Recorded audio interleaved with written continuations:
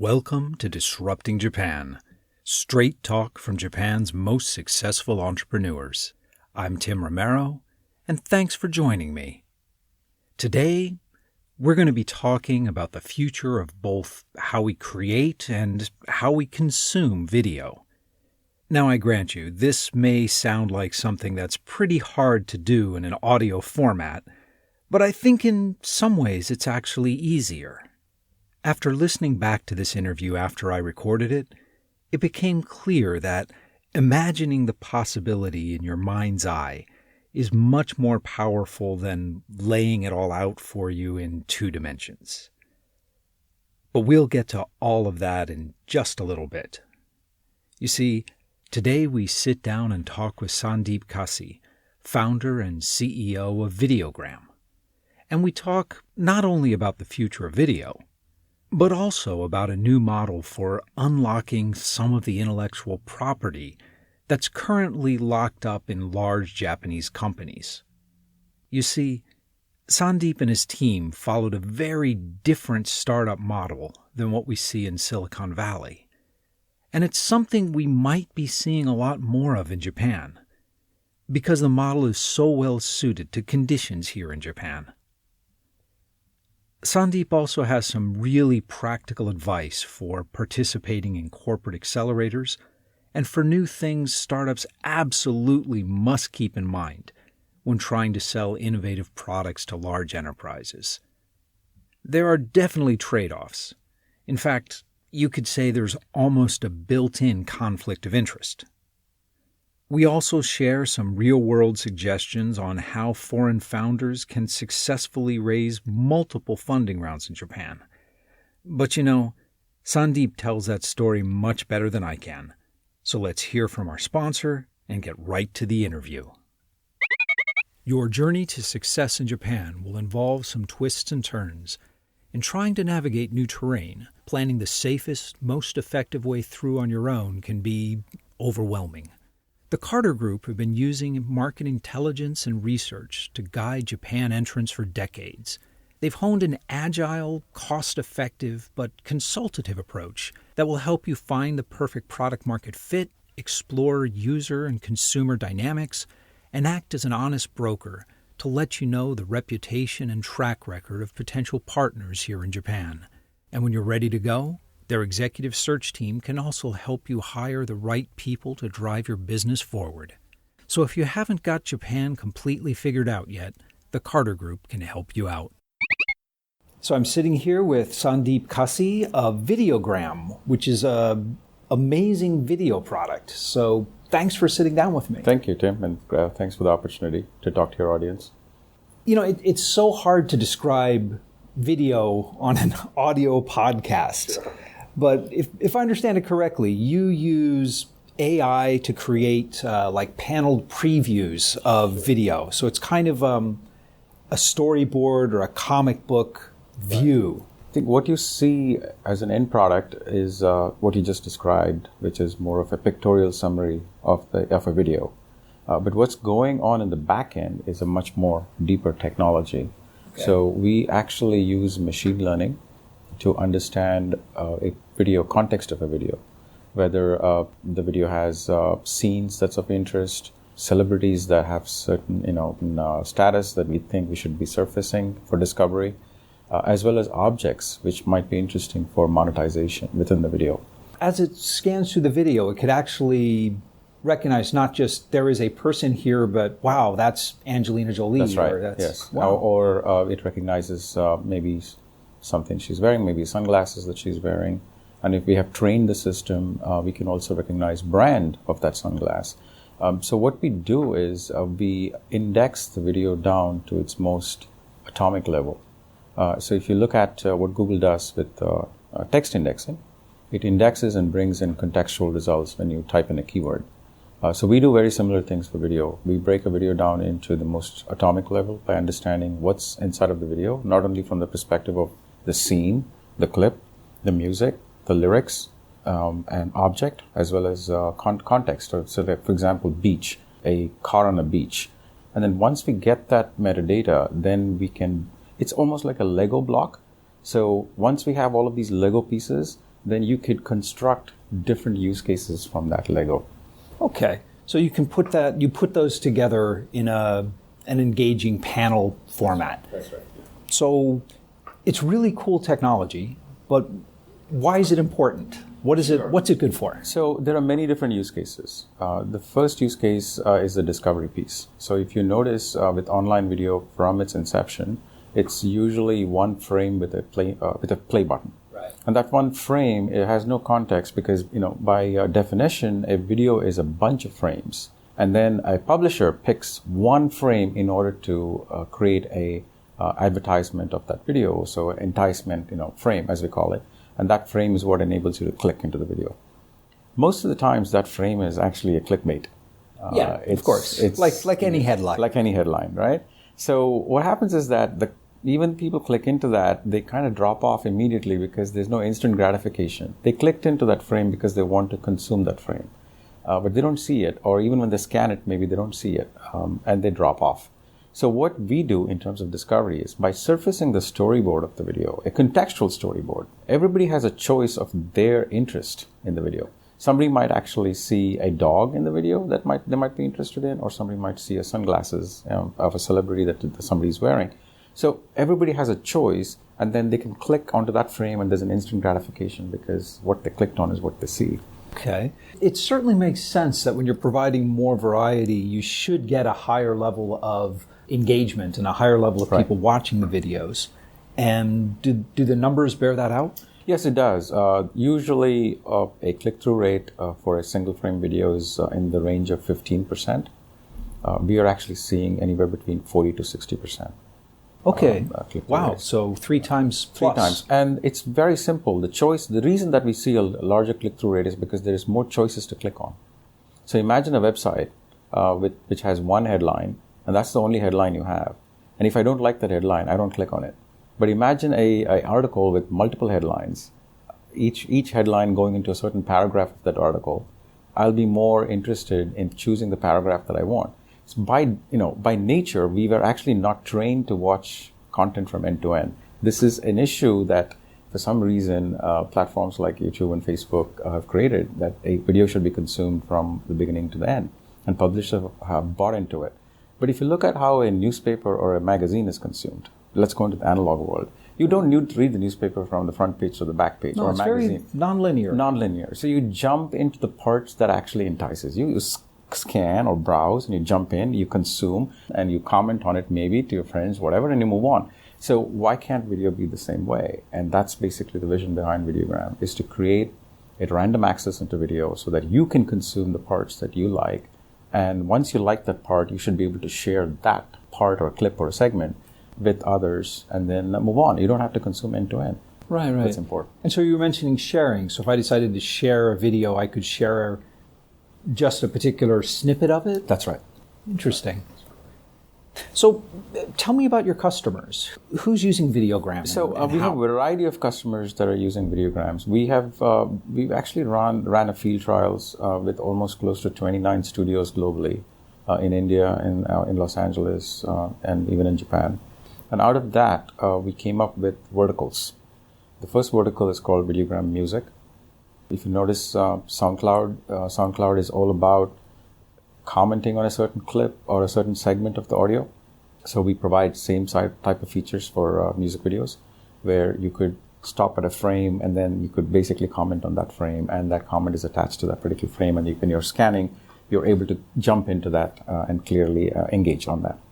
The second vertical we do is Videogram Live, which is mostly focused on sports, esports. And the third is Videogram Ads. So Videogram is a very good ad unit by itself. And the last vertical is, which we are actually starting to take off very soon, is we are creating a vertical for Videogram Anime, which is very much focused on taking Japanese content into overseas markets. All right. Hey, I want to dive deep into the verticals and the business models a little later. Sure, no problem. But before we do that, I want to back up just a bit and talk a bit more about you. Sure. And your own history. Sure. So you've got a really deep background in video. You did it at General Motors. You worked at Lucas's Industrial Light and Magic. And you ended up at Fuji Xerox Palo Alto Lab. So an almost 20-year career in big company video R&D. That's right. So how did this project come about? What on earth made you decide to... It's interesting, right? So I started my career and I've worked for big corporates all my life before I started this entity. I've been in video for almost 20 years, as you mentioned, and I started with GM. I was part of the first VR, virtual reality lab that was built at GM back in 93, 94 timeframe. And this is when VR was used heavily in automotive and manufacturing. What were they using it for in automotive? For crash analysis. So you would, instead of crashing real cars, we would actually use VR to look at strains and stresses on the human body. And then we would also use VR for collusion. So if there is a parts that are colluding when they're designing, because parts are designed different at different locations by different teams, and when it comes together, you have issues in terms of collisions between parts. And if you can actually put an engineer in a space where they can walk around with the car and look at collusion, they can actually then readjust and go back and do things much quicker, and it's less expensive rather than building the model and then figuring out that it's not really fitting. And GM was doing this back in 93. 93, yeah. That's amazing. That's awesome. GM was one of the, it's actually research that came out of University of Urbana-Champaign, and it was called the Cave, the VR Cave. So I was part of the team that built the first VR Cave for GM. And since then, every automotive company, every manufacturing aerospace uses VR. VR is nothing new. It's new from the consumer perspective. It's cheaper. It's cheaper, right? But it's been around for at least 20 years. All my career, I've actually, I've worked on VR. There used to be a language that we used to code in back then. It was Silicon Graphics, which is dead by, right now. There used to be a language called VRML. Right? It's like HTML. There used to be something called VRML. And we would use VRML to, manipulate geometry to figure out, basically location and things like that. And the accelerometer that we have on your iPhone, this function was done by a company called Ascension Technologies. It was a big brick called Flock of Birds, huge magnetic brick. And if you look back 20 years later, what the iPhone has today was basically what it was back then, but the unit was much bigger. Well, it is amazing when you start digging into any technology, like really digging into it. It's amazing how much it's driven by continuity rather than radical innovation. Exactly. Clever people can put the parts together in new ways and bring costs down, but the components do seem to have this continuity that stretches back decades. And it's just basically persistence from whoever first enabled that technology, and they stayed on and just looked for different use cases and different models, and then finally it all ended up in the smartphone. Yeah. And it's the case with VR as well. But back to you in Palo Alto, you were working on stuff you loved to work on. It was exciting work. Right. Why leave that for... I didn't leave, actually. I was part of the team. My mandate was to look at interactive media. We were part of the team that looked at interactive media. And the product Videogram comes from there. And this product was before YouTube. So there was no online video at that point of time. So we were very, very ahead of the curve. What year was this? This is 2003. Okay. YouTube was 2005. So 2003, we had a mature product. And the reason that this product was invented in the first place was for training. So if you look at Fuji Xerox back here in Japan, there's to be copiers and printers. The iteration is pretty quick. Every 3 months, there's a new copier and a new printer released to market. After sales repair becomes an issue because we have to keep training these people with new models and new parts that's coming in. So the whole concept of Videogram was, let's take those training videos and then chapterize it automatically so that people can randomly jump in to say how to fix a toner or how to, fix a paper jam instead of... Right? And so this was the first use of that paneled display. So around that time, Fuji Xerox basically decided that they wanted to productize this. And they created a team called Media Depot. I was working directly with the Media Depot team, so I ended up traveling to Japan a lot. I kind of looked at that and said, well, this might be interesting even for the consumer space. There was consumers were not creating video. Right. And the studios were very much focused on, DVDs and VHS. So there was no online. The Netflix kind of changed that market. But the fact that I was in Japan and I was looking at the smartphone market, the feature phone market, but as Fuji Xerox is not really a consumer company. It's an enterprise company. So they were pretty happy with just using the product for a training video, and yeah, I could see that. So it was a dead end for me there. And the only way that I thought this had any kind of viable opportunity for this to get to what I wanted to do with it was wait. So wait till the market caught up. I left Fujifilm, left Fuji Xerox, and I kind of kept in touch with the team that I was working there, the licensing team, and so forth. And around 2008, when YouTube really started to get into main traction, then I went back and negotiated patents with Fuji Xerox. So we got access to 30 patents, and then I decided to start the company. Okay.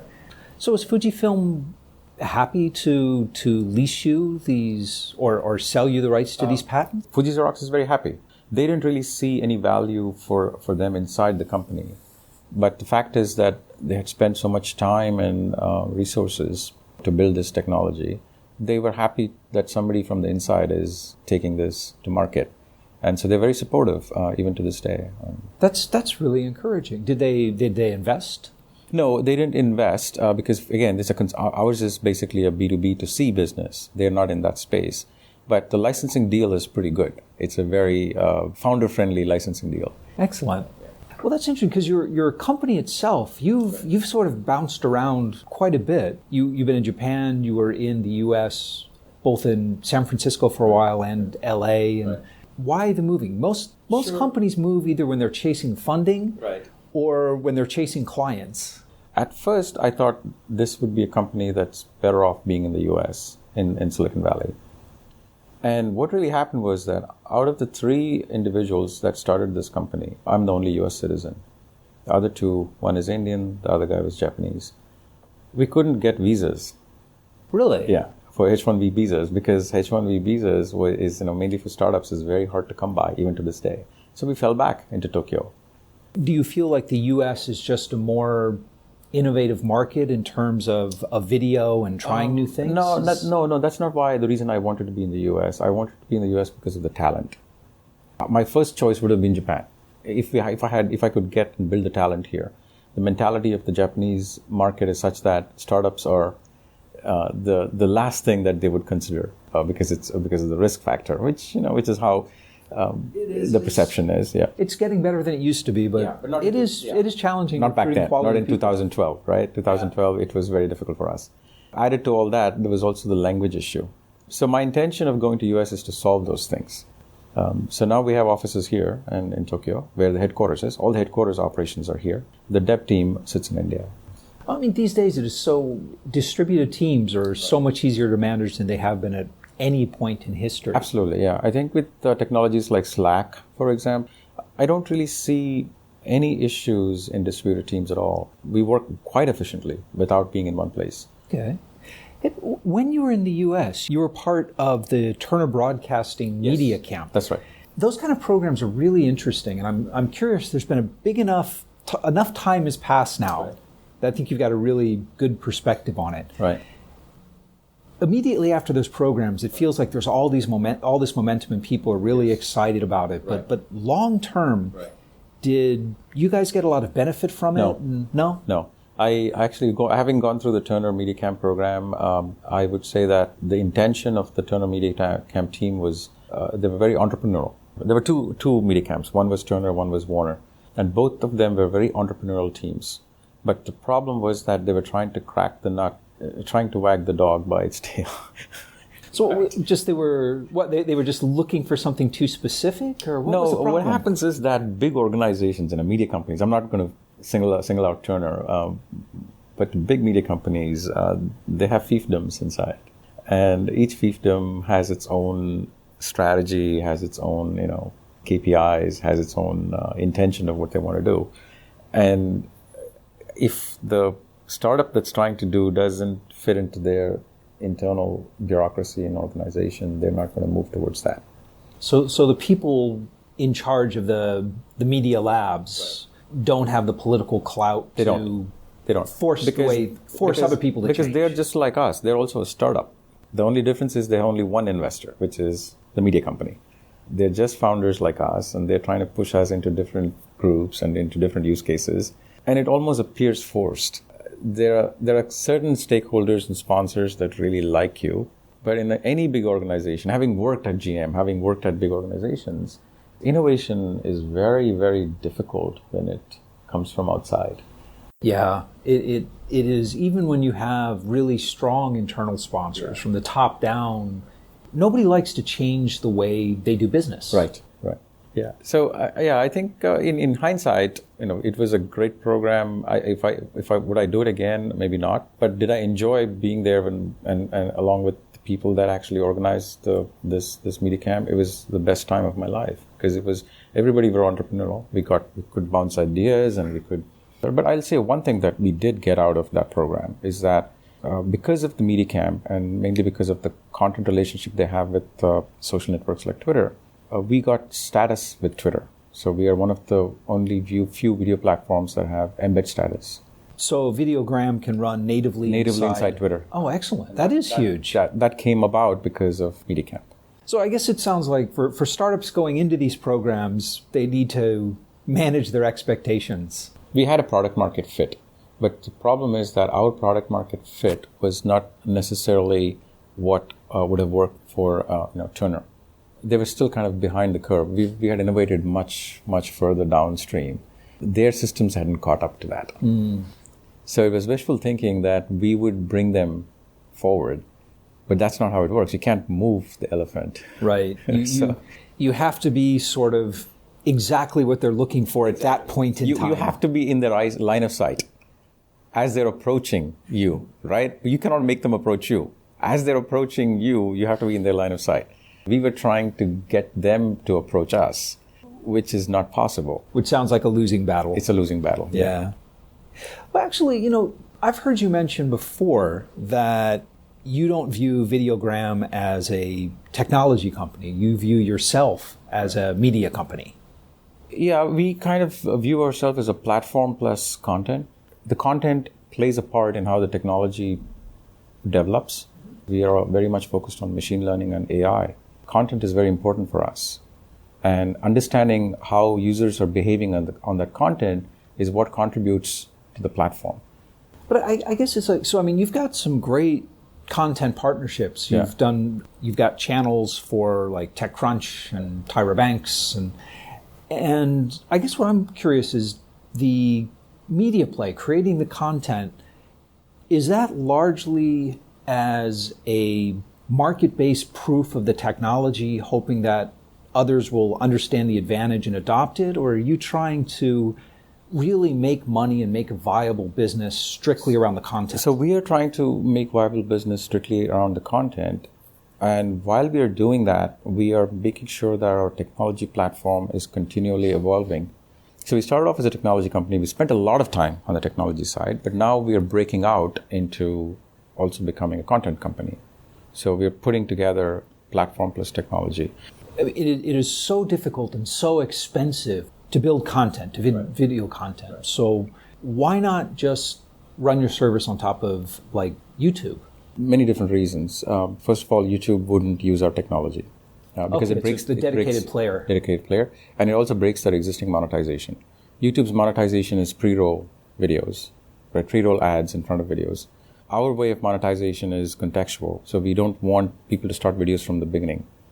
We want people to start videos and access videos randomly from wherever they are. And we don't truly believe in pre-roll advertising.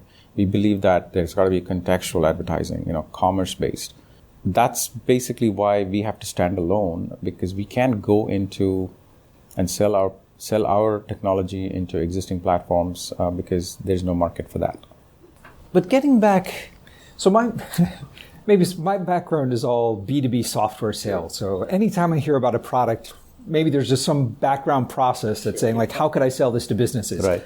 But to me, it would seem like one of the strongest cases for this technology would be, for example, sports, but not necessarily sports on your channel, like on their own homepages, or applications in like e-commerce, Right. or Right.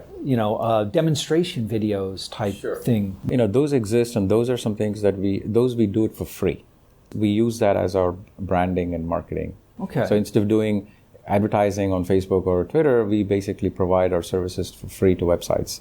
With one line of auto embed code, JavaScript code, it converts all of your site videos into Videogram format with all the feature sets. We do that already, right? And we have a lot of websites that use us. Where we are very interested is the long tail. So we want to go after the large verticals, going after music vertical, for example, or even CCTV vertical. That's interesting.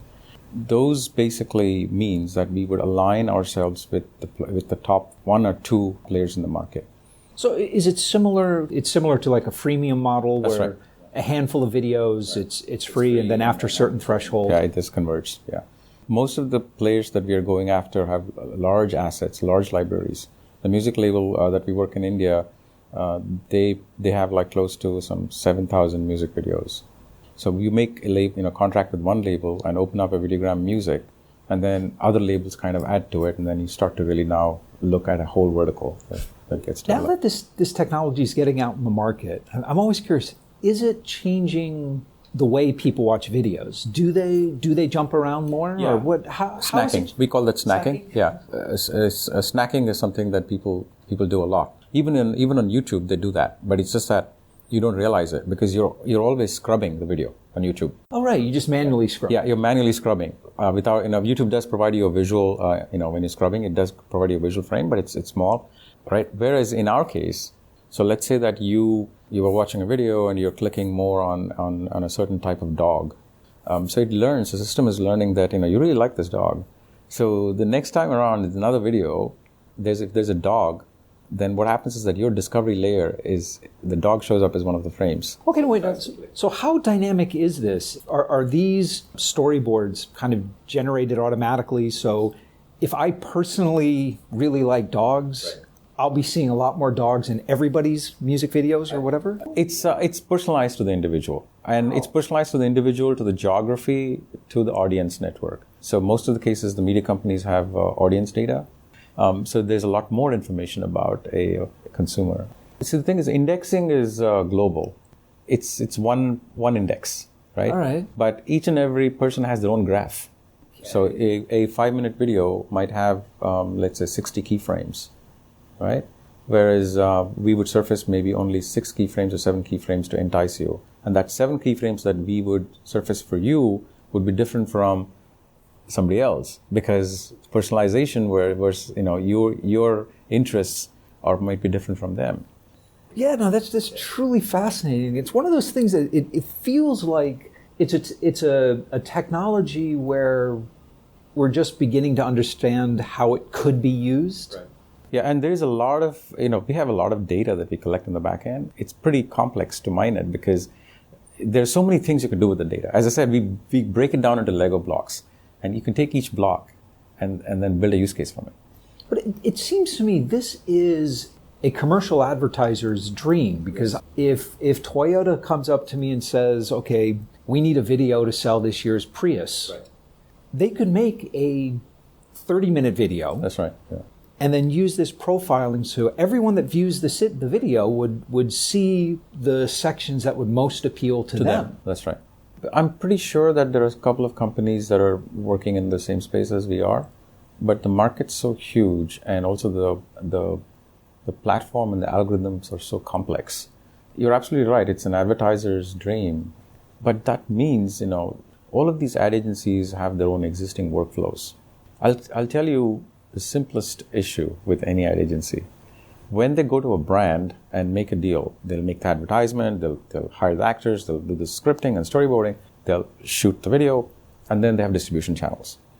Along the way, one of the line items in the sale is the creatives, where the creatives are, it's the art director or the creative director, and that's, there's a web director, so there's like a lot of jobs involved here. And if we use Videogram, those things will go away. But it's a lot like the same issue you ran into with Turner Media. It's just right. even if they can use you, they have to be at that exact point in time where they're ready for it. Exactly. So we are at the inflection point right now. So we have waited and waited and waited. We are at a point where we are starting to see the ad agencies and the media companies starting to now look into machine learning that didn't exist 4 years ago or even 2 years ago. Suddenly, every media company and ad company is saying, well, we need to take a look at this. Right. Even the Japanese ad companies are saying that, which is, quite fast if you have to. Well, for a Japanese enterprise, yeah. So now is where we actually are in a position to start to really work with these guys and start to take this to the next level. Let's talk a bit about Japan in general. You took a really different path to founding your company than most entrepreneurs did. You sort of self-spun out of a company. You negotiated for the IP. Right. And Japan has tremendous intellectual property. Japanese enterprises have always done fantastic fundamental research. Absolutely, yeah. Do you see other people in Japan kind of taking the same path you are? Or if not, do you think we'll see more people sort of spinning themselves out? I would love to see more people do what I've done. The issue here is that, first of all, the Japanese companies are not very open on the patents that they have. And it takes an insider sometimes to figure this out. So the issue here is that if I'm entrepreneur X on the street, I cannot knock on an enterprise in Japan and say, give me the patents and I want to work. It can only happen if you're an insider. I think instead of looking at entrepreneurs, the Japanese companies should look at intrapreneurs. They should educate and basically fund internal people to spin out.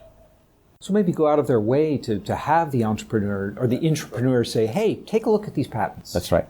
So if they can create internal processes to educate young people, or even people that have been in the company for a longer time, they have a lot of data, obviously, and a lot of experience. If they can actually get them out, seed them, seed a little bit, let them loose, and let them go survive and raise money from others. And then at any point of time, you have control to buy that back if that becomes a viable business. And I encourage companies, every time I meet companies and I encourage them to do it, but I have not seen anybody do it so far. Really? So just talking about it? Yeah. The Japanese universities have a similar problem. They have a lot of patents, but they're terrible at licensing it. Right.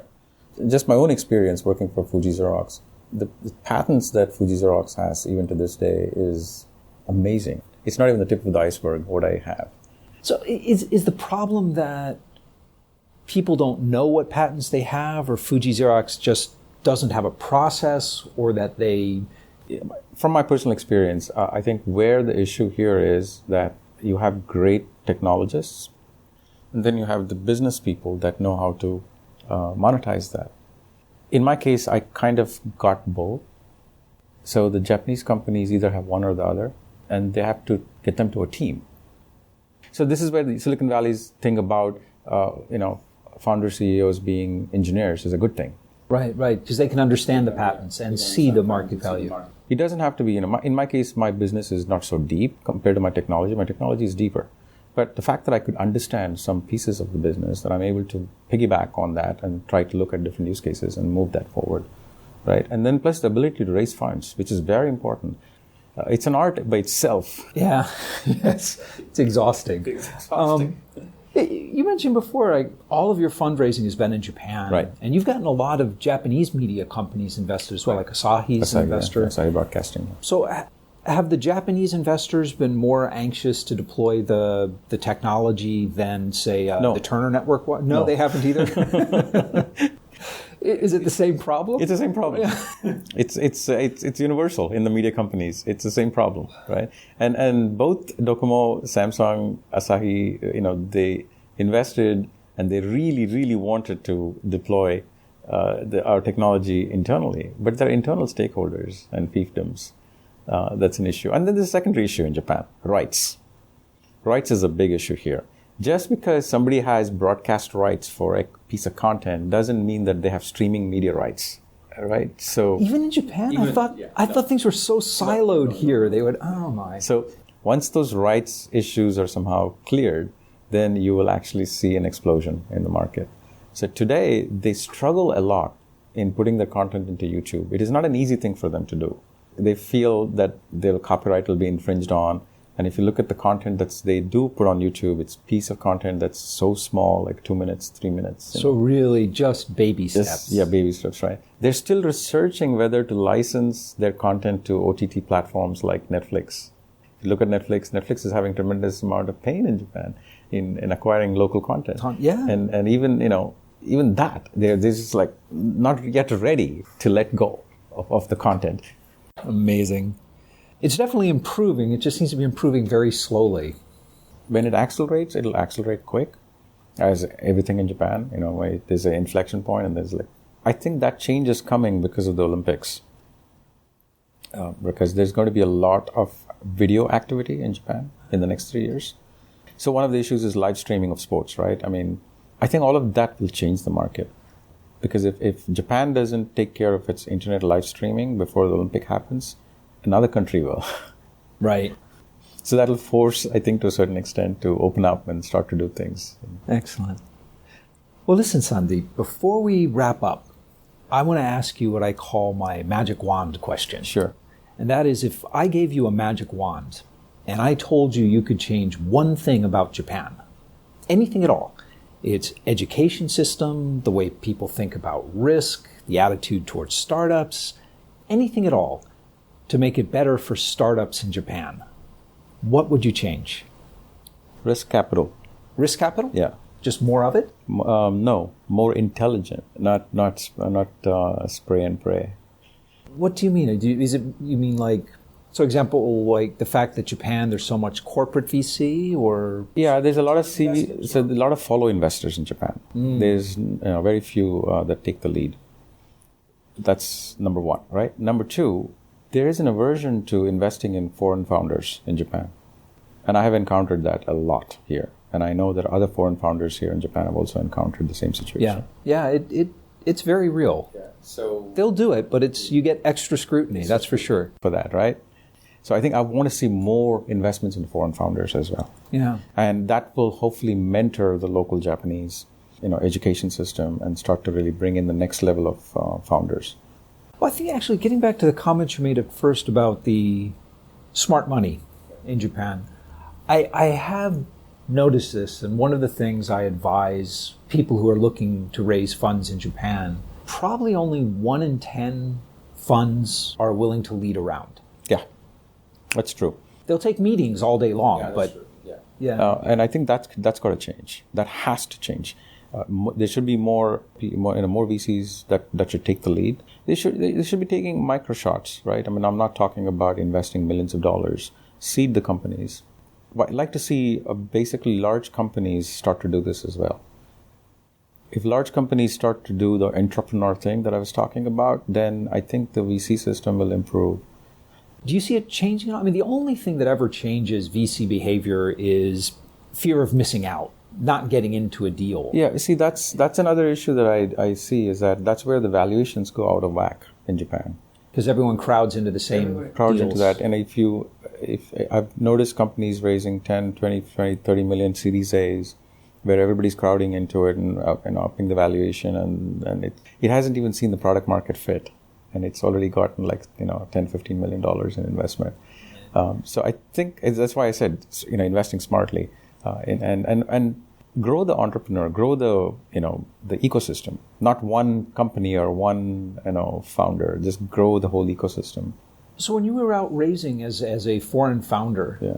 What sort of extra scrutiny did you feel? Did people just ask you directly, like, are you going to have a Japanese co-founder? Yeah. Why isn't he presenting today? Or but not necessarily so directly, but they always wonder, what are you doing here in Japan? Why are you not in Silicon Valley? What is your intention of doing this in Japan? What did you tell them? I don't know. I always tell them, look, ideas can be seeded anywhere. It doesn't have to be Silicon Valley doesn't have a magic.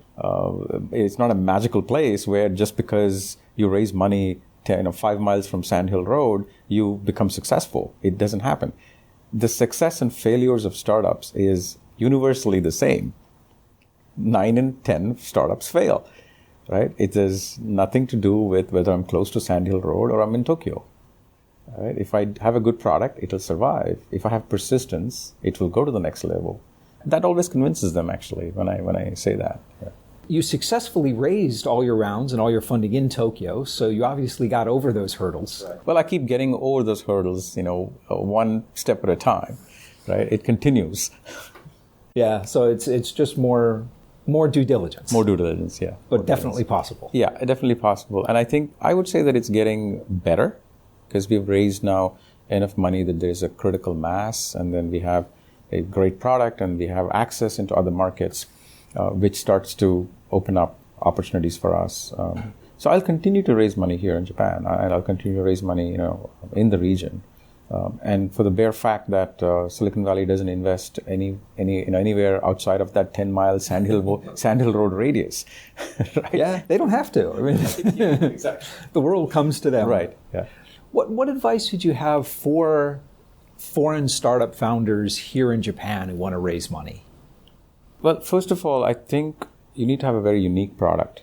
First thing, it doesn't have to be technology, right? It could be consumer services, it could be travel, it could be anything that you do. It has to have the uniqueness, and the very most important part is it has to be global. You can't take an idea that's domestic and then just work on that and expect to raise money. That's good idea. That's good advice in general, though. But you think Japanese investors are particularly... Yeah. If the validation of that idea doesn't happen domestically, they don't think there's a market for it. Time and time again, I get asked to prove when I'm raising money, how is this going to work in Japan? When I tell them, look, this is a global company. It is not just focused on Japan. It's focused on, globally, right? It's anywhere there's a market, we will chase it down. It doesn't have to be in Japan. If it's in Japan, it's fantastic because we're here. But that's another hurdle that foreign entrepreneurs have to get past. But in a sense, though, when you're saying, no, it's a global market, we live in a global economy, you're sort of turning your weakness of being a foreigner into a strength. Absolutely. Because you're basically applying yourself as a bridge from here to there, and then from there to here as well. And there's opportunities there. Lots and lots of opportunities when you actually start the bridging. We see today, in the last 1 year or so, we're seeing a lot of cross-border opportunities between India and Japan, for example, right? In the media space. Yeah. There's a lot of Indian media companies that have approached us and saying, how do we enter Japan? Can we do this through your Videogram platform? And it's vice versa, right? And we have Japanese companies approaching us and saying, we have anime, can we put it on your platform? And then can you just localize it into the Indian market? So that wouldn't exist if I didn't persist here for so long. Yeah. Or if you pitched yourself as a typical Japanese entrepreneur. Yeah, that's right. Yeah. So go global. Right. Go global from day one. Right. And when you start to design your product, make sure that the design is scalable to all markets and raise funding on that and not on a very niche Japan. I'm not saying that it doesn't work if you have a niche product for Japan, but a niche product for Japan has probably less chance of success than a product that can be scaled outside Japan. Well, listen, Sandeep, thanks so much for sitting down with me. Thank you very much. Yeah. It was great. Thank you very much. And we're back. It's interesting how some great ideas catch on right away. Some take years to be adopted, and some never seem to work out at all. We like to think that the march of technology is inevitable, but there's certainly a fair bit of luck and timing involved, not only in startup success, but in the success of any given technology as well. Still, since there's over 400 hours of video being uploaded to YouTube every single minute, it's clear that we're in desperate need of a better way to discover, share, and consume video. And Videogram has one of the best approaches I've ever seen to this problem. So if you haven't seen these videos yet, you probably will soon. And as Sandeep and I discussed, it's amazing to think about how much of what we consider to be innovative and breakthrough technologies that suddenly burst into the consumer and investor awareness are really the result of 20, 30, 40 years or longer of steady, fairly predictable, continuous, and incremental innovation. So much of today's VR and AR falls into that category. Don't get me wrong, it's not that today's innovators are not creative, or that they don't deserve the accolades and the recognition they received, but it's worth acknowledging that they are, in the words of Isaac Newton, standing on the shoulders of giants. Sandeep's problems getting a U.S. visa as a founder is, unfortunately, a common one, and the U.S. is one of the most difficult countries in this regard. Now, to be fair, Silicon Valley seems to have no trouble in attracting global talent, and there's no shortage of global founders who want to go there. But still, a lot of other countries are moving in the other direction and making it easier for foreign founders to move there. Singapore has made huge strides in this regard, and so has Fukuoka, and to a lesser extent, Japan in general. They're all becoming much more startup-friendly. However, as we discussed on the show, if you're raising money as a foreign founder in Japan, you'd better have an international story. Your global vision and your market understanding are the one area where you probably have a strong competitive advantage over your local competition, so be sure to use it. If you've got a story about creating or using video, Sandeep and I would love to hear from you. So come by disruptingjapan.com/show106 and tell us about it. And when you drop by the site, you'll see all the links and notes that Sandeep and I talked about and much, much more in the resources section of the post. And by the way, please feel free to get in touch and connect with Disrupting Japan on Twitter or Facebook, or even drop in on our LinkedIn group. A quick search for Disrupting Japan on any of those platforms will take you right to us. I'd love to hear from you, and we have a lot more information about Japan on the social sites and on our main website as well. But most of all, thanks for listening. And thank you for letting people interested in Japanese startups know about the show. I'm Tim Romero, and thanks for listening to Disrupting Japan.